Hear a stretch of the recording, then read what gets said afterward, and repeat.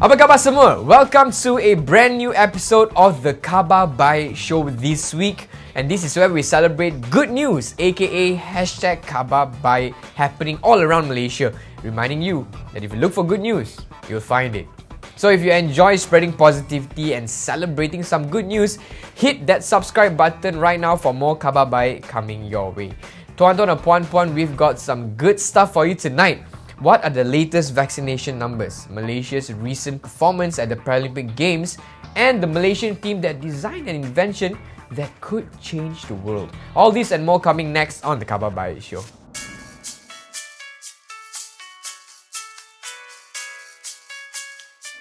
Starting off with the vaccine numbers this week, as of 7th of September, JKJAV has managed to get 88.9% of the Malaysian population vaccinated for their first dose and 69.6% for the second dose.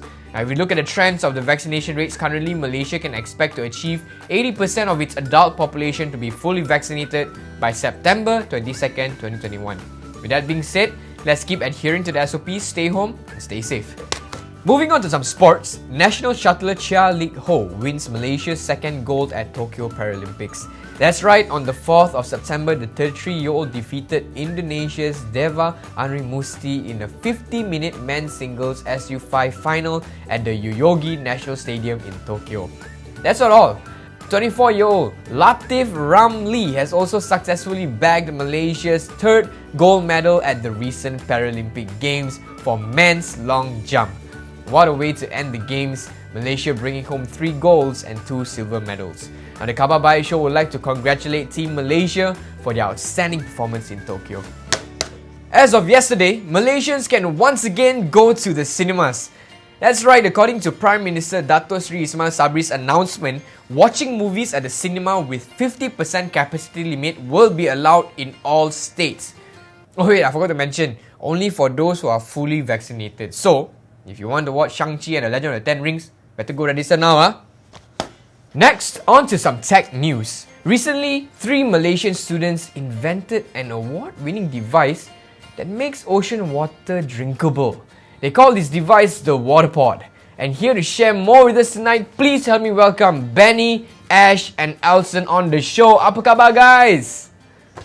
First of all, I wanted to say thank you so much for being part of the Khabar Baik show today. And you guys are Khabar Baik definitely. Like this week, even the past 2 weeks, I've been reaching out to Bennie as well. But then she too busy you're big time already cannot very busy, right? Hey, by the way, just give us a bit of introduction So maybe Bennie, you want to start. Maybe you can share. You just introduce yourself a bit. Don't need to introduce which uni you're from Your backgrounds are very obvious. Yeah. Okay, go ahead. Yeah, so hi, I'm Bennie and currently 21 years old this year and I'm living in Selangor now. Yep. Okay, Others- gang Selangor. Ash, what about you, man? Yeah, I'm Ash and currently 21 years old, living also in Selangor. Selangor Yeah. area lah. Okay. Yeah. And correct. Elson?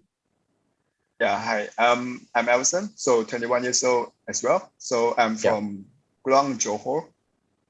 Oh, okay, but currently you're based here because you're studying in APU, right? Wait, Yeah, now it's online PDPR, it's online classes. Yeah. I totally forgot. Oh my gosh. Yeah. But, wow. It just hit me that you guys achieved this award with the pandemic going on, with the online classes going on. That is pretty amazing. Just to share with you all, I came from a engineering background myself. I studied in Nottingham University. So I came from a mechanical engineering background. So if I'm not mistaken, are you guys also doing mechanical? Or is this so what engineering are you guys doing? We are not engineer. Not engineering. Yep. Okay, now I'm interested because the only where I was exposed to this James Dyson Award was actually through engineering. So maybe you want to share more what background do you guys come from? So basically, we're studying product design, also known as industrial design. So it's a design courses, yeah. Okay. But Specific we still to have design. something related to science or engineering, but it depends on the product that we tend to design. Yeah. I see. Interesting. Okay, I just assumed that you all came from engineering background, but actually design, this is more towards design as well. And yes, so I would like to congratulate you guys once again, and I think the whole of Malaysia congratulates you. So tell us more about this invention, the water pot. I mean, I've read about it, but I would really love for you to share more on what this actually is. So to start with, Waterpod is a sustainable desalination pot that turns seawater into drinkable water naturally. And you might wondering how we actually started the journey, like how we Yeah. started the project.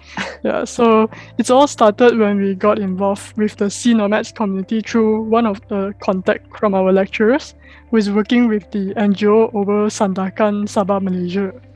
So basically, this NGO is serving the community closely. It's also the people who understand them well about their lifestyle. And then, it's during lockdown pandemic, we unable to go over there to conduct our observational studies and also primary research. So we just mainly rely on the input from the NGO to understand more about their lifestyle and what the problems they are facing. Wow. Okay.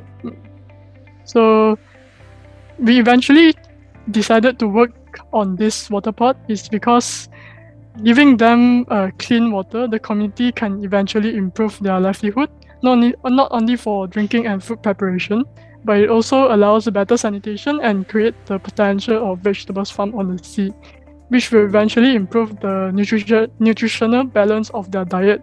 Because we know that mainly there are fishermen who just catch their daily fishes or what, and then they consume very little vegetables. Yep. I see. How we got our idea. And maybe Ash or Elson can share more on the design wise. Yeah, man. So how does the design work? Maybe we can ask Ash.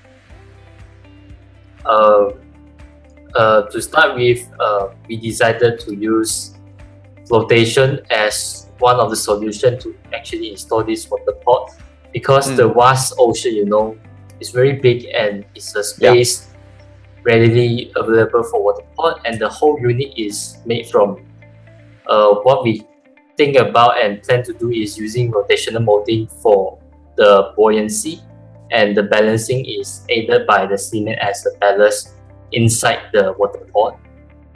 Okay. So the wick system actually helps to transfer the seawater using the capillary action, that's what we call, into the absorbent cloth above. And then from there, the heat from the sun will then evaporate the seawater, and then it eventually evaporate, and then you get pure water. Yeah, water vapors actually. Yeah, and eventually collected around the dome, and then we will drip down to the storage chamber below. Yeah. Yeah. You know where I've seen this before or not? I feel I've seen this before in a movie. If you all watch Life of Pi, so he was stranded on the ocean, and then he made like some sort of plastic bag and stuff, and then like I can visualize a similar science there as well. The water, he used the sun's heat to evaporate the water. All right, guys. So what is the Bennie has shared how you guys started on it. You heard from the NGO, and we understood how the science behind this invention. But what is the inspiration behind this water pot? So our inspiration mainly comes from the nature itself. So the very first inspiration actually comes from the abundance of natural resources surrounding the community. So in this case, it's like the seawater and the plenty of sunlight around it. So we then research into like the ecosystem of water cycle, and then we finally decided to explore the desalination direction. And also one of the interesting nature elements surrounding the sea nomad community, which is the mangrove. And what we discover is that mangrove is an interesting plant because it can survive on seawater. And then it then transpired us to conduct further research into the species, and Wow. Incidentally, we discovered the capillary action and the root system as well. Yeah. Oh my goodness, dude. And then this also inspired us to use the wick structure to actually absorb and transfer the seawater naturally to the cloth above. And then as we further develop into design, we also realized we only have limited space around the dome, especially the evaporation part. So this is where we discovered the unique structure from a mushroom, like the texture of the mushroom, which can help us to solve the problem of space limitation, because the texture of the mushroom actually increase the surface area. Oh, So okay. Yeah. So it has better efficiency for evaporation. Yeah. Nice. That's how So- our idea comes from. Wow, I like how you guys took the inspiration directly from nature, and you know, you just studied like the mangrove trees as well. Like how does it survive on seawater? So you went into you did more research as well, and then you used the abundance of the resources lah, which is sunlight. You know, it's always there, and then also the water, which is 70% of the planet, right? So I think that is amazing, guys. And maybe I would like to also ask, so what's next for the Waterpod? It sounds like an amazing invention. I really want to see it like help more people out there, change the world. I don't know. What are you guys dreaming of here? What is the big goal? So our next step is actually planning to test, prove the concept. Yeah, this is the first stage that we need to do.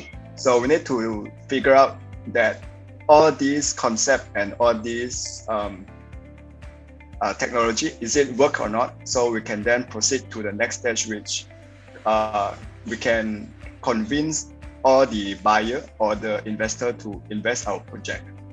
So while the world has advanced greatly in the technology, we were stuck by how many people in the world that still lack of the access to something that is as basic as clean water. So the aim of the Waterpod is to provide clean water to the community to improve their livelihood.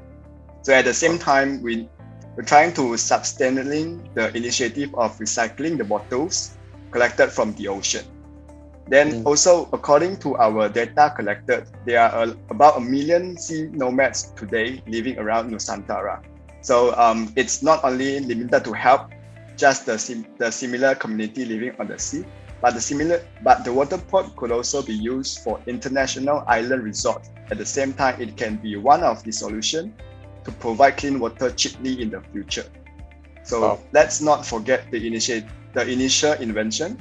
We hope to see Waterpod being installed at the sea nomad community in Sandakan first, and measure how it can actually help the community there. Yeah, so that's our future plan. Wow, that is amazing, guys. Thank you so much for being here. And the Khabar Baik show just wants to wish you all the best. And I'm so excited to see the Waterpod like just reach more sea nomads and help more lives get clean water. So thanks for being a part of this. Bye, guys. Thank you. Bye. Thank you. Bye-bye. You know, every time I meet people like Bennie, Ash, and Elson, I really see a bright future for Malaysia. And that is all the time we have this week. Don't forget to like and subscribe for more Khabar Baik coming your way really soon. Also, if you have some Khabar Baik to share, let me know in the comments below, or you can even DM me on Instagram. Just be part of the next episode. And this is the Khabar Baik show, reminding you that if you look for good news, you'll find it. Good night, everyone. See you next week. Watching movies at the cinemas with 50% capacity limit. cut. Paralympic Games and the Malaysian team.